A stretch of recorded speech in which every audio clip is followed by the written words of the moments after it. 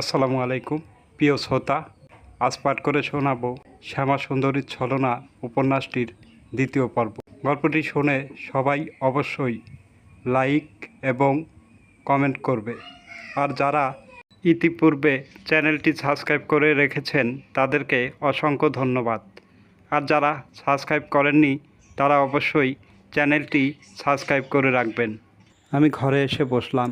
কায়া খোপা বেঁধে বলল, যাই মাকে রান্নার কাজে একটু সাহায্য করে আসি বলে চলে গেল। আমি বিছানায় গায়ে এড়িয়ে দিলাম। আমার ফোন বেজে উঠল।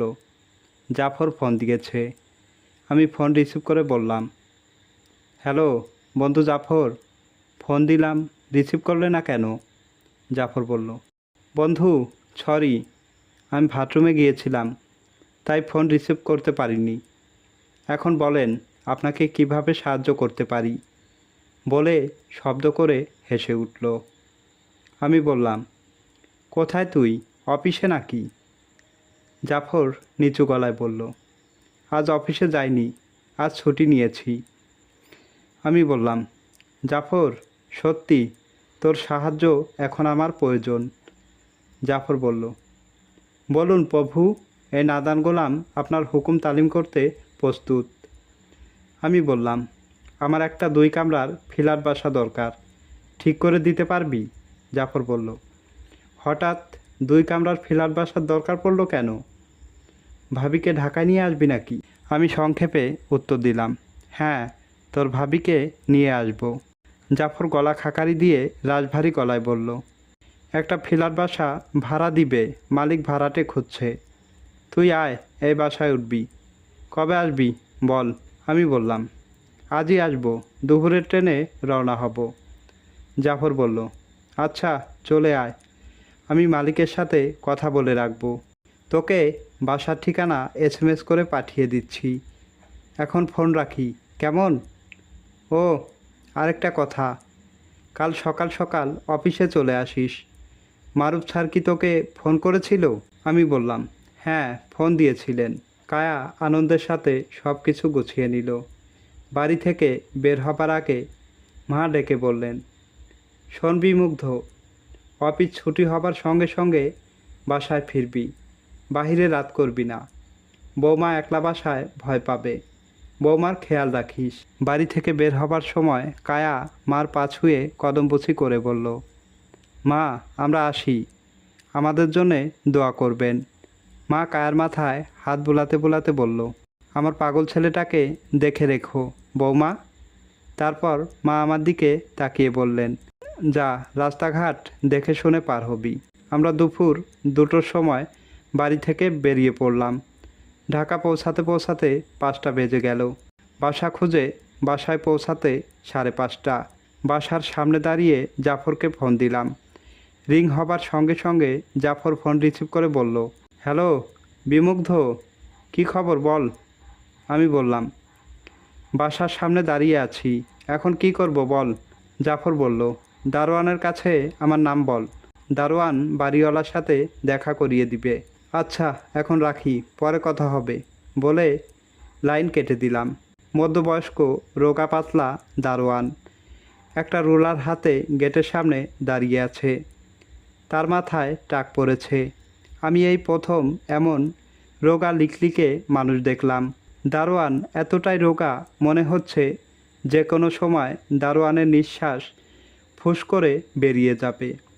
আমি গেটের সামনে আসতেই দারোয়ান টাকে হাত বুলাতে বুলাতে ভারী গলায় বললেন, কাকে চাই? আমি বললাম, জাফর আমাকে পাঠিয়েছে, আমি বাড়িওয়ালার সাথে দেখা করতে চাই। দারোয়ান শান্ত গলায় বলল, ও জাফর ভাই আপনারে পাঠাইছে, আহেন গেটের ভিতরে আহেন। আপনার লগে এই মহিলা কেডা, আপনার স্ত্রী? আমি বললাম, হ্যাঁ আমার স্ত্রী।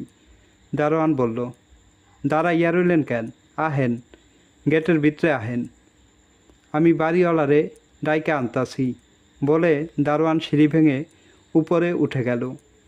কায়া বলল, আমার মাথা ব্যথা করছে। আমি বললাম, আমারও খুব ক্লান্ত লাগছে। কিছুক্ষণ পর দারোয়ানের সাথে বাড়িওয়ালা নিচে নেমে এলেন। আমি বাড়িওয়ালাকে সালাম দিয়ে বললাম, আঙ্কেল আমি জাফরের বন্ধু বিমুগ্ধ। বাড়িওয়ালা বললেন, হ্যাঁ, জাফর তোমার কথা বলেছে। জাফর আমার পরিচিত, ওরা আগে পাশের ফ্ল্যাটে থাকতো। একটু থেমে বলল, শোনো, প্রতি মাসের 1 তারিখে বাসা ভাড়া দিয়ে দিবে, ঠিক আছে? এই নাও রুমের চাবি। এখন যাও, রুমে গিয়ে ফ্রেশ হয়ে বিশ্রাম করো। এই মহিলা কি তোমার পরিবার? আমি সংক্ষেপে উত্তর দিলাম, জি আঙ্কেল, আমার পরিবার। বাড়িওয়ালা বললেন, অনেক দূর থেকে জার্নি করে এসেছো, যাও রুমে যাও, পরে কথা হবে। চাবি দিয়ে দরজা খুলে রুমে ঢুকলাম। রুমে ঢুকেই বোরকা খুলে একটা লম্বা শ্বাস নিয়ে বলল, আরও কিছুক্ষণ বোরকা পরে থাকলে দম বন্ধ হয়ে মারা যেতাম। কপালে বিন্দু বিন্দু ঘাম চকচক করছে। আমি হাত ধরে বললাম, আমার বউজানটার খুব কষ্ট হয়েছে বুঝি, তাই না? মিষ্টি করে হেসে ভুরু বাঁকিয়ে বলল, আমার স্বামী জানের বুঝি কষ্ট হয় না একটুও? আমি বললাম, এখন বাথরুমে গিয়ে ফ্রেশ হয়ে এসো, যাও। বলল, আপনিও আসুন, দুজনে একসঙ্গে ফ্রেশ হয়ে নেই। দুজন একসঙ্গে ফ্রেশ হয়ে নিলাম। তারপর কিছুক্ষণ বিশ্রাম করে বললাম, শ্যামা সুন্দরী, আমার খুব খিদে পেয়েছে, ক্ষুধায় পেট জ্বলছে। তারপর মুখের দিকে তাকিয়ে শুধালাম, তোমার খিদে পায়নি? হ্যাসোচোখ মাথা ঝাঁকিয়ে ক্লান্ত গলায় বলল, ভীষণ খিদে পেয়েছে। আমি বললাম, কি খাবে শ্যামা সুন্দরী, বলো। কয়েক সেকেন্ড ভেবে নিয়ে নিচু গলায় বলল, আমি চিকেন বিরিয়ানি খাবো। তারপর আমার মুখের পানে তাকিয়ে প্রশ্ন করল, আপনি কি খাবেন? আমি বললাম, আমার শ্যামা সুন্দরী যা খাবে আমিও তাই খাবো, বলে বাসা থেকে বেরিয়ে পড়লাম। ঘণ্টাখানিক পরে ফিরে এসে কলিং বেল টিপতেই দরজা খুলে দিল। আমার এক হাতে চিকেন বিরিয়ানি, অন্য হাতে বড় একটা কাপড়ের ব্যাগ। কাপড়ের ব্যাগটি ওর হাতে নিয়ে প্রশ্ন করল, এত বড় ব্যাগ কেন? ব্যাগ ভর্তি করে কি নিয়ে এসেছেন? আমি একটু হেসে বললাম, এনেছি 2টো পাতিল, একটা কড়াই, চাউল আর কিছু কাঁচা বাজার। বলল, চা পাতা এনেছেন? আমি চোখে চোখ রেখে শান্ত গলায় বললাম, হ্যাঁ, চা পাতা, চিনি, বিস্কুট সব কিছু এনেছি বউজান। মৃদু স্বরে বলল, ইস, একেবারে ঘেমে গেছেন, বলে ওড়না দিয়ে মুখ মুছিয়ে দিল। তারপর দুজনে খেতে বসলাম। আমি খেতে খেতে বললাম, বাসা পছন্দ হয়েছে তোমার? খুব পছন্দ হয়েছে। এই বাসা ভালো না লাগলে বলবে, সামনের মাসে অন্য বাসায় উঠব দরকার হয়। 2 কামরার বাসা, ছোট্ট ঝুল বারান্দা, আমার খুব পছন্দ হয়েছে। রাতে বিছানায় শুয়ে শুয়ে কিভাবে নতুন সংসার গোছানো যায় সেই বিষয় নিয়ে অনেক কথা বলতে লাগলো। আমি বললাম, ঘুমিয়ে পড়ো, সারাদিন জার্নি করেছো, তোমার শরীর খারাপ হয়ে যাবে। মিষ্টি কণ্ঠস্বরে বলল, আপনি ঘুমিয়ে পড়ুন, আমি আপনার মাথায় হাত বুলিয়ে দিচ্ছি, বলে আমার মাথায় হাত বুলিয়ে দিতে লাগলো। আমার ক্লান্ত শরীর বিছানায় এলিয়ে দিলাম।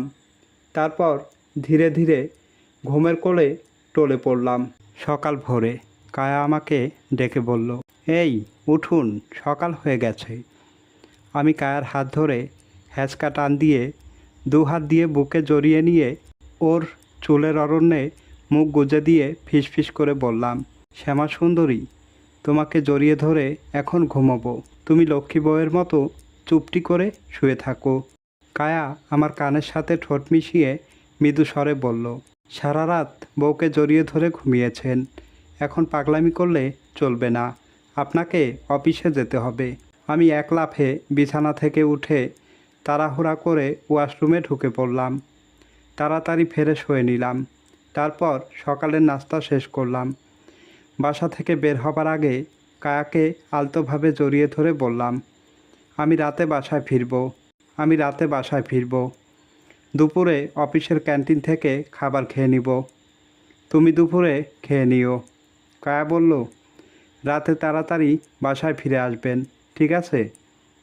আমি গম্ভীর গলায় বললাম, রাতে বাসায় নাও ফিরতে পারি। ক্ষীণ কণ্ঠে বলল, কেন, কোথায় যাবেন? আপনার আরেকটা বউ আছে নাকি? আমি একটু হেসে বললাম, হ্যাঁ আছে, রাতে অন্য বউয়ের সাথে থাকবো। কায়া অগ্নিদৃষ্টিতে আমার মুখের পানে তাকিয়ে আমার বুকে গুম গুম করে দুটি কিল বসিয়ে দিয়ে রাগান্বিত গলায় বলল, অন্য মেয়ের নাম উচ্চারণ করলে আমি আপনাকে খুন করে ফেলবো। আমি হাত দিয়ে কায়ার চিবুক তুলে স্থির দৃষ্টিতে ওর চোখের দিকে তাকিয়ে ধীর কণ্ঠে বললাম, এই পাগলি, তুমি রাগ করছো কেন? আমি তো ফাজলামি করছি। কায়া ঠোঁট ফুলিয়ে রাগী স্বরে বলল, আর কোনো দিন এমন ফাজলামি করবেন না, ঠিক আছে? আমি বললাম, ঠিক আছে, আর কোনো দিন ফাজলামি করব না। এই যে তোমার গা ছুঁয়ে বললাম, রাতে তৈরি হয়ে থেকো, কেমন? তোমাকে নিয়ে বাইরে ফুচকা খেতে যাব বলে বাসা থেকে বেরিয়ে পড়লাম। অফিসে ঢুকেই জাফরের সাথে দেখা হলো। জাফরের সাথে করমর্দন করে বললাম, তুই দেখি রোগা হয়ে গেছিস, সব খবর ভালো তো?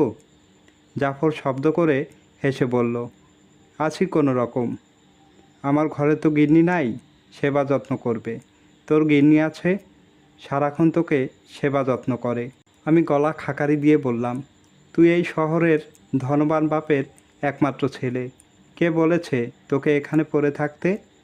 তুই ইচ্ছে করলেই ইটালি কিংবা আমেরিকা যেয়ে একটা মেমবউ বিয়ে করে স্বাচ্ছন্দ্যে জীবনযাপন করতে পারিস। জাফর বলল, তা পারি, কিন্তু আমি চাই নিজে কিছু করতে। আমি মুচকি হেসে বললাম, তোর যা ইচ্ছা কর।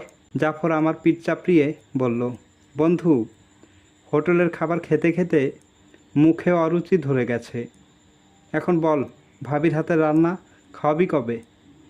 আমি নিচু স্বরে বললাম, আগে সংসারে একটু গুছিয়ে নেই, তারপর একদিন তোকে দাওয়াত করে খাওয়াবো। জাফর বলল, ঠিক আছে, সেই শুভ দিনের অপেক্ষায় রইলাম বলে ওর কাজে মন দিল।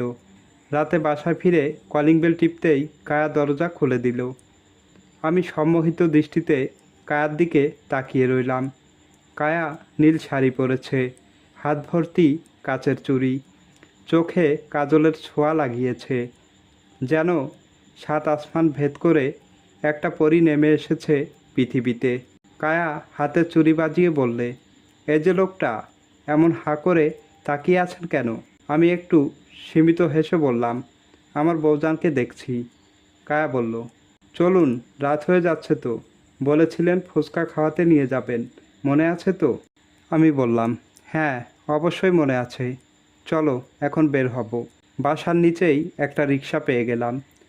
দুজনে রিক্সায় উঠে বসলাম। একটা ফুলের দোকানের সামনে রিক্সা থামিয়ে দুটি বেলি ফুলের মালা কিনে ফেললাম। বেলি ফুলের মালা দুটি কায়ার খোপায় জড়িয়ে দিলাম। কায়া মৃদু স্বরে বললে, বেলি ফুলের গন্ধ তো খুব মিষ্টি। আমি বললাম, ঠিক বলেছ, ফুলগুলো তোমার মতো মিষ্টি। ফুচকা চটপটি খাওয়ার পর্ব শেষ করে একটা রেস্টুরেন্টে ঢুকে বসলাম। বেয়ারা এসে মেনু কার্ড দিয়ে গেল। আমি কায়ার হাতে মেনু কার্ড দিয়ে বললাম, কি খাবে, অর্ডার করো। কায়া বলল, মোরগ পোলাও, 2 প্লেট মোরগ পোলাও অর্ডার করলাম। বয়সে খাবার দিয়ে গেল। দুজনে নীরবে খাওয়া শেষ করলাম। বাসায় ফিরতে ফিরতে অনেক রাত হয়ে গেল। পরদিন সকালে অফিসে যাবার সময় কায়া বলল, রাতে অফিস থেকে ফেরার পথে বাসি আর একটা শীতল পাটি নিয়ে আসবেন। সব নিয়ে আসবো বলে কায়ার ঘাম জমা কপালে একটা চুমু খেয়ে বেরিয়ে পড়লাম। রাতে শীতল পাটি আর বাসি নিয়ে এলাম। তারপর রাত 10টা নাগাদ দুজনে চুপি চুপি ছাদে উঠে শীতল পাটি বিছিয়ে মুখোমুখি বসলাম। আজ আকাশ মেঘাচ্ছন্ন, আকাশে 2-1টা তারা নিভু নিভু করে জ্বলছে। নিকষ কালো মেঘের ছায়া চাঁদটিকে আড়াল করে রেখেছে। কায়া আকাশের দিকে তাকিয়ে বলল, আজ চাঁদ দেখা হবে না, চাঁদ মেঘের আড়ালে হারিয়ে গেছে। আমি কায়ার হাত হালকাভাবে চেপে ধরে বললাম, আজ আকাশে চাঁদ নাই, জ্যোৎস্নার আলো নাই, এখন বাঁশি বাজালে কি তোমার ভালো লাগবে? কায়া কিছুক্ষণ চুপ থেকে মৃদু স্বরে বলে উঠল, আপনার বাঁশির সুরে জাদু আছে, আপনার বাঁশির সুর আমাকে জাদু করেছে। আমি মিশ্রণ গলায় বললাম, আমি কি জাদুবিদ্যা জানি যে তোমাকে বাঁশি বাজিয়ে জাদু করব? কায়া আমার হাতের তালুতে চিমটি কেটে একটু হেসে বলল, হ্যাঁ, আপনি জাদুকর। আপনার বাঁশির সুর আমাকে জাদুটোনা করেছে। আমি বললাম, আজ বাঁশি বাজাবো না। জাদুকরের মায়াবী বাঁশির সুর শুনে যদি তুমি পাগল হয়ে যাও, তখন আমার কি হবে? কায়া বলল, তাড়াতাড়ি বাঁশি বাজাতে শুরু করুন। আপনার কোলে মাথা রেখে শুয়ে শুয়ে বাঁশি শুনব, বলে আমার কোলে মাথা রেখে শুয়ে পড়ল। আমি বাঁশিতে ফু দিলাম। বাঁশি বেজে উঠল মায়াবী সুরে। আজ বাঁশির প্রতিটি ছিদ্র দিয়ে নতুন মোহনীয় সুর বের হতে লাগলো। আমি বাঁশির ছিদ্রের উপর দিয়ে দ্রুত আঙ্গুল ওঠানামা করাতে লাগলাম। বাঁশি নতুন সুরে নতুন রূপে বাজতে লাগলো, মিষ্টি সুর তুলে। আমি আপন মনে ধ্যানমগ্ন হয়ে বাঁশি বাজাতে লাগলাম। কায়া বাঁশি শুনতে শুনতে আমার কোলে ঘুমিয়ে পড়ল। আমি কায়াকে ঘুম থেকে জাগিয়ে তুলে ছাদ থেকে নিচে নেমে গেলাম। মাঝরাতে ঘুমের মধ্যে খুব শীত অনুভব করতে লাগলাম। আমার ঘুম ভেঙে গেল। ঘুম থেকে জেগে দেখি বাহিরে ঝুম বৃষ্টি হচ্ছে। খোলা জানালা দিয়ে ঘরের ভেতর হু হু করে ঠান্ডা হাওয়া ঢুকছে। আমি জানালা বন্ধ করে দিলাম। তারপর কায়ার গায়ে কাঁথা জড়িয়ে দিলাম। কায়ার ঘুম ভেঙে গেল। কায়া হাতের উল্টো পিঠ দিয়ে চোখ কসলাতে কসলাতে বলল, বৃষ্টি হচ্ছে বাহিরে? আমি বললাম, হ্যাঁ, খুব বৃষ্টি হচ্ছে। কায়া বলল, ছাদে চলুন, আমি বৃষ্টিতে ভিজব। আমি বললাম, মাথা খারাপ, এত রাতে ছাদে যাব? বাড়িওয়ালা জানতে পারলে আমাদের দুজনকে বাড়ি ছাড়া করবে। কায়া ভুরু নাচিয়ে মিষ্টি কণ্ঠে বলল, প্লিজ চলুন, অনেক দিন বৃষ্টিতে ভিজি না। বৃষ্টিতে ভিজতে আমার ভীষণ ভালো লাগে। কি আর করব, বাধ্য হয়ে পাগলি বউকে নিয়ে ছাদে উঠতে হলো। ছাদে এসে দেখি বড় বড় ফোঁটায় বৃষ্টি পড়ছে। কায়া বলল, আপনি বৃষ্টিতে ভিজবেন না? আমি বললাম, আমার খুব শীত করছে, আমি ভিজব না। তুমি বৃষ্টির জল গায়ে মেখে গোসল করো, আমি মুগ্ধ নয়নে বৃষ্টিকন্যাকে দেখব। কায়া প্রশ্ন করল, কে আপনার বৃষ্টিকন্যা? আমি বললাম, তুমি আমার বৃষ্টিকন্যা। কায়া বৃষ্টির জল আমার চোখে মুখে ছিটিয়ে দিয়ে বাচ্চা মেয়ের মতো ঘুরে ঘুরে হেলে দুলে ভিজতে লাগলো। ময়ূর যেমন মেঘের ডাক শুনে পেখম তুলে নাচে, কায়া ঠিক তেমন করে দুহাত দিয়ে ওড়না ছড়িয়ে ধরে নাচতে লাগলো। আর কিছুক্ষণ পর পর খিলখিল করে হাসতে লাগলো। সেই হাসি বৃষ্টি ভেজা বাতাসের সাথে মিশে মিষ্টি সুর তুলে জল তরঙ্গ হয়ে কানে বাজতে লাগলো। আমার কাছে মনে হচ্ছে জলপরি নাচছে। আমি ধ্যানমগ্ন হয়ে মুগ্ধ আঁখি মেলে নাচ দেখতে লাগলাম। হঠাৎ আকাশ কাঁপিয়ে কাছে পিঠে একটা বজ্রপাত পড়ল। কায়া চিৎকার করে ছুটে এসে আমাকে জড়িয়ে ধরে আমার বুকে মুখ লুকিয়ে ভয়ার্ত গলায় ফিসফিস করে বলল, আমি খুব ভয় পেয়েছি। আমি কায়াকে এক হাত দিয়ে জড়িয়ে ধরে অন্য হাতে ওর মাথায় হাত বুলিয়ে দিয়ে বললাম, ভয় নেই পিয়ে, আমি আছি তো তোমার পাশে। বলে কায়ার হাতে আলতোভাবে একটা চুমু খেলাম। এখন চলো, আর ভিজতে হবে না। কায়া বলল, ঠিক আছে, চলুন।